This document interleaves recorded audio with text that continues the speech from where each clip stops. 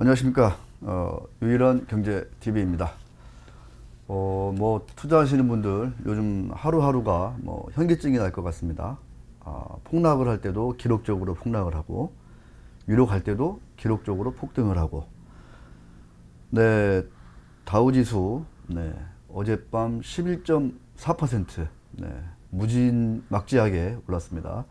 제가 고향이 무진장인데 진짜 무진장하게 제가 이제 그 유일한 경제 TV 시작하면서 대폭락이 왔는데 3월 한 달 동안 뭐 대공황과 맞먹는 그런 무서운 조정이 왔는데 어떻게 대응하면 좋느냐 해서 뭐 폭락이 있을 때마다 한 3번 정도 이렇게 좀 분할 매수 전략으로 가져가면 어떻겠느냐 이런 얘기를 했었는데 지금 뭐 얼추 한 다들 한 2번 정도의 어떤 현금의 집행 이런 것들은 좀 이미 좀 하셨어야 되지 않나 이런 생각이 들기도 하고, 주식을 두고 계신 분들은 제가 볼 때는 좀 지금의 그 좀 가파른 반등을 이용해서 그 테마주 같은 것들 있잖아요. 실적도 안 좋고 뭐 진짜 뭐 막 그 차트 차트쟁이들 뛰어들어가 가지고 막 그 현란한 그런 종목들 이런 것들은 다 줄이고 정말 그 알짜 종목들 위주로 실적 좋은, 이 와중에도 실적이 좋은 탄탄할 것 같은 이런 종목 위주로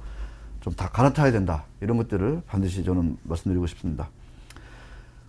이번 시간에 그래서 어떤 그 이런 위기를 극복하는 방법, 위기를 이용해서 무언가 그 위기를 잘 기회로 삼아서 이 좀 그 재테크에 크게 좀 이렇게 그 어떤 그 큰 그 모멘텀으로 좀 활용할 수 있는 방안이 무엇이 있을까 이런 얘기를 삼성전자와 삼성생명을 통해서 한번 얘기를 해보도록 하겠습니다. 뭐 동학개미운동 개인들 삼성전자 열심히 샀지 않습니까? 뭐 1억 몇천만 원 샀는데 결국 삼성전자 많이 오르면 개인들은 팔 것 같고 뭐 외국인 기관이 이제 공백을 메울 그럴 수급상의 어떤 흐름이 예상되는데, 누차 말씀드리지만 어제 김효익 교수랑 이제 그젠가 얘기하면서 일시적으로 배당세를 팍 줄이거나 좀 없애라, 올해는 특히 이런 파격적인 어떤 처방이 필요하다라는 말씀을 드렸는데, 그런 말씀은 똑같이 변함없이 드리고 싶고, 또 이제 내년부터 대주주 양도과세 기준이 3억으로 낮춰지지 않습니까? 코로나19로 이렇게 막 크게 폭발했던 변동성이 좀 진정되고 나면 사람들 정신 차릴 거 아니에요?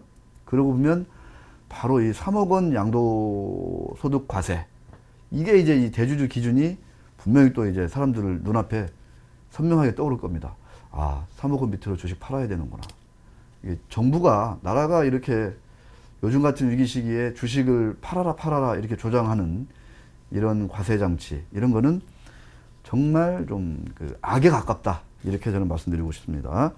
한시적으로라도 이런 것들을 좀 과감하게 좀 연기하거나 좀 이렇게 전면 개편해야 된다 이런 말씀드리고 싶습니다.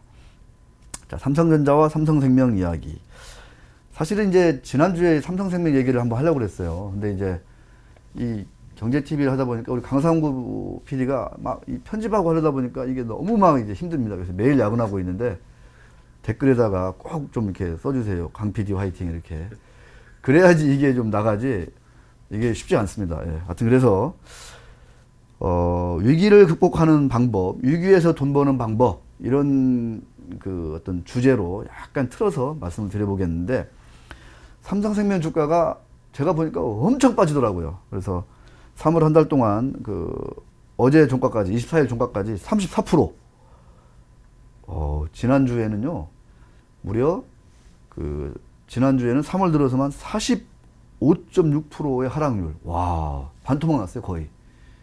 삼성생명, 그 무겁던 삼성생명이 이렇게 되는 거는 저는 정말 처음 본 것 같습니다. 근데 그에 앞서 삼성생명은 2월 달에도 16%나 빠졌어요. 그러니까 2월, 3월 동안 얼마나 빠졌는지 알 수 있겠죠. 한때 이게 17년 말만 해도 한 13만원, 14만원 가까이 갔던 주식인데, 이게 지금 뭐 3만원 초반까지 가버렸으니까.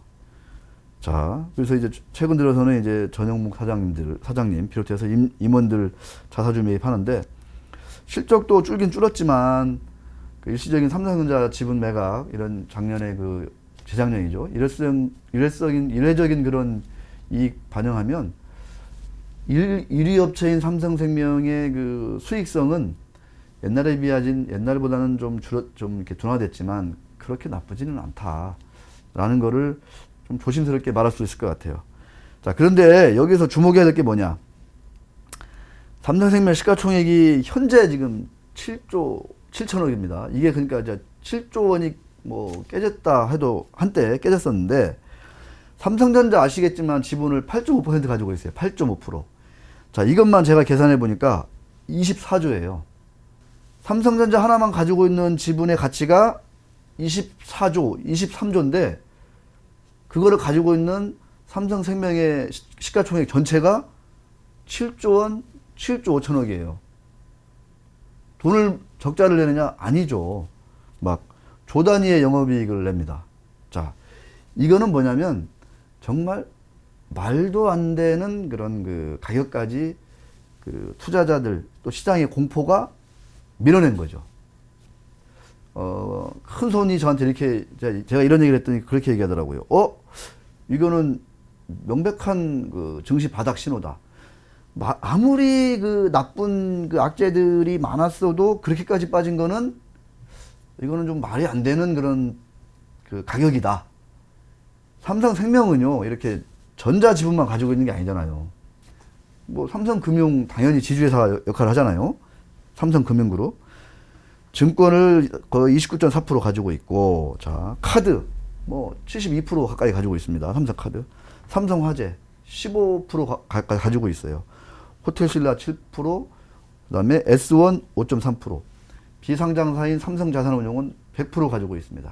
우리나라 거의 1, 2등 하는 그 자산운용사를 100% 가지고 있어요. 삼성생명이.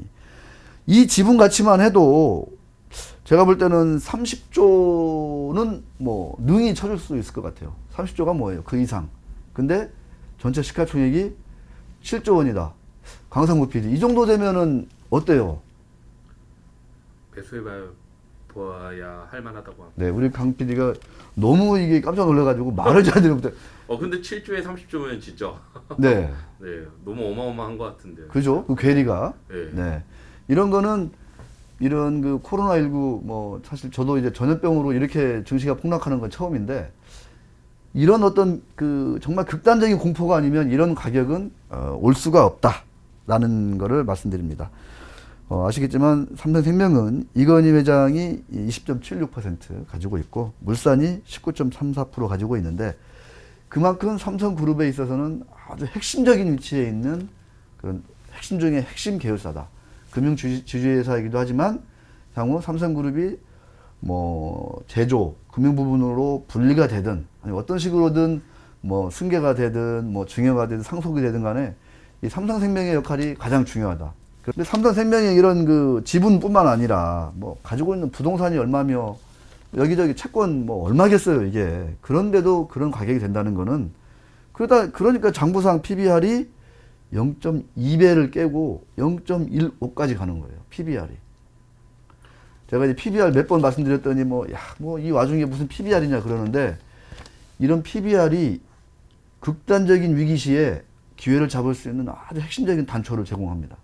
그거를 제가 이제 기자 생활 오래 하면서 한 번 본 게 아니에요. 그래서 뭐 성장주 투자 좋아하시고 즐기지만 위기가 올 때는 PBR을 항상 뒤져야 됩니다. 계속 추적해야 돼요. 추적. 생보사를 둘러싼 영업 환경은 정말 최악이에요. 안 좋아요. 예. 자, 금리가 이제 1% 기준금리가 아래로 떨어졌잖아요. 0.5%. 자, 이렇게 금리가 떨어지면 이 생보사들은 대부분 이 어떤 그 금리에 기반해서 그 자금을 운용하거든요. 떨어지면 어떻게 돼요? 불리하죠. 안 좋죠. 역마진 난다. 이런 얘기도 많이 듣지 않습니까? 자, 저금리의 직격탄이다. 결정적인 게 뭐냐면 우리의 생보사들 또 이렇게 장기 자금 굴리는 어떤 금융회사들 대부분 다 부동산 채권만 가지고 와요. 이것의 어떤 그 수업료, 혹독한 대가를 제가 볼 때는 올해 내년 꼭 치를 것 같습니다. 해외의 그 유명한 미국의 유럽의 생보사들, 큰 생보사들 있지 않습니까? 포트폴리오가 우리처럼 부동산 채권이 아니에요. 부동산 국채가 아니라 주식이 많이 들어가 있습니다. 주식, 포트폴리오에. 주식도 그 장기 투자할 수 있는 또 배당을 꾸준하게 많이 주는 그런 가치주들이 많이 들어가 있어요. 생보사들이 그런 주식을 투자한다? 감이 오죠.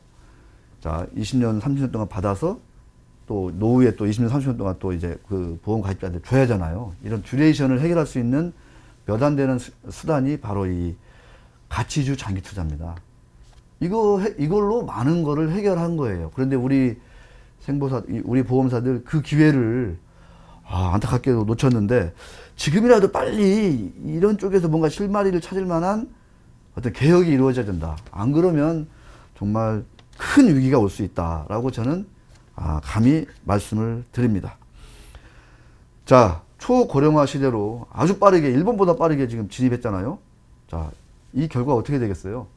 자, 보험사가 들어오는 보험료보다 지급해야 되는 보험금이 후발 생보사는 더 많다고 해요, 지금. 자, 여기다가 IFRS 17, 또 이거에 연동되는 뭐 지급여력 비율, RBS, 이런 거 있지 않습니까? IFRS 17, 오죽하면 1년 연기했어요. 왜? 이거 있잖아요. 그 분기, 그 다음에 회계 말, 그 시가로 이게 평가를 해버리면 그 지급해야 될 그 돈을 지금 당장의 금리로 이렇게 시가로 평가해버리면 부채가 막 이렇게 쌓입니다. 그러면 뭐 자본확충을 엄청 해야 돼요. 오죽하면 지금 코로나19 때문에 그 핑계로 국제회계기준 적용이 지금 연기됐어요. 1년 시간 벌었는데 문제는 뭐냐? 이런 생보사들의 어떤 영업 환경의 위기, 이 얘기가 나온 거는 벌써 한 5년 더 됐어요. 근데 그동안에도 하나도 별로 달라진 게 없어요. 왜? 해결책이 마땅하지 않습니다. 자, 삼성전자 및 삼성그룹 계열사 주식을 엄청 두고 있는 삼성생명이 7조, 시가총액 7조. 그래서 PBR이 0.2 아래로 뚝 떨어졌다는 이런 어떤 위기의 상황, 바닥의 시그널이라는 거. 이거를 활용할 수 있어야 된다. 이번에 활용하지 못하신 분들은 다음에 또 위기가 또 언제든 올 거 아닙니까? 그때는 꼭 활용하셔야 된다. 자, 이러한 것들이 모여져서 지난 19일 날 코스피 지수 전체 시장 PBR이 0.59까지 갔어요. 0.6이 깼습니다. 0.6. 자, 다시 한번 이제 이 이후로 또다시 어떤 또 막 흉흉한 뉴스들이 나올지도 몰라요. 예를 들어서 뭐 기업의 부도액이 나올 수도 있고, 사우디하고 러시아가 안 물러나고 또 계속 더 막 증산 서로 경쟁하더라 막 이러면 또 이제 유가 폭락할 것 같고. 자, 그럴 때 하지만 0.6 아래로 막 계속 이런 PBR이 유지된다? 이런 건 어렵다. 그럴 때까지 가면 자율적인 반등이 무섭게 나타날 수 있다는 것을 우리가 잘 아시고, 그런 점들에서 어떤 위기를 역으로 활용할 수 있는 그런 본인들만의 어떤 기준, 원칙, 이런 것들을 꼭 한번 좀 가다듬는 그런 시기가 됐으면 좋겠습니다. 막 올라간다고 또 막 급해가지고 막 어떻게 하지 발 동동 구를 필요가 전혀 없어요. 또 기회는 또 언제나 찾아오기 마련입니다. 유일한 경제TV 오늘 여기서 마치겠습니다. 고맙습니다.